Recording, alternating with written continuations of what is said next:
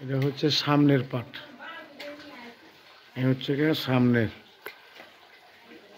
100 বছর আগের দরজা এখনো দাঁড়িয়ে রয়েছে।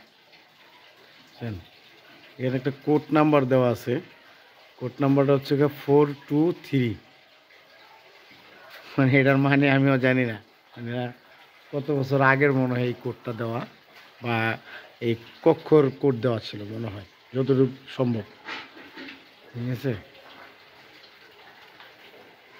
এটা কি রাজার বাড়ি ছিল ভাই? হ্যাঁ, ভুইয়া রাজা। হ্যাঁ, ভুইয়া রাজার বাড়ি ছিল এটা। এই জায়গাটার নাম কি বলছে দাদা? কলমা লক্ষ্মীকান্ত। এটা হচ্ছে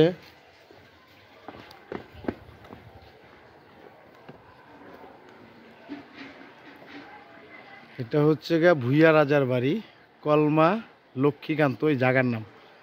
এখানে এইটা দেখতে পাচ্ছেন কত সুন্দর ডিজাইন। বাড়িটা হচ্ছে দুতলা, উপরতলা যাওয়ার মতো কোনো কিছু নাই, সিঁড়িমিড়ি বন্ধ, যাওয়া যায় না।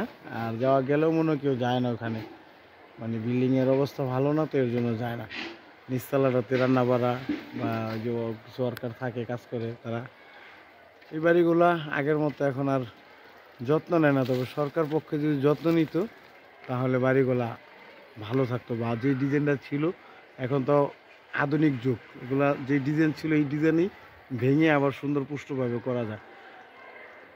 হাজার হাজার বছর আগের লোহার পাত, ওই যে দেখেন চিকন চিকন পাত, দরজা সব রয়ে গেছে, দেখছেন? বাড়িটা আমি দূর থেকে দেখাইতেছি আপনাদেরকে। দেখেন অনেক বড় বাড়ি, একটা দুতলা বাড়ি, বিশাল বড় ভুইয়া রাজার বাড়িটা, একটা ভুইয়া রাজার বাড়ি। এই বাহিরে একটু বাগান করছে, তো এর জন্য ঠিকঠাক মতো দেখানো যায় না। তো সবাই ভালো থাকবেন, সুস্থ থাকবেন, আল্লাহ হাফেজ। দেখানোর চেষ্টা করলাম, পাশে থাকবেন।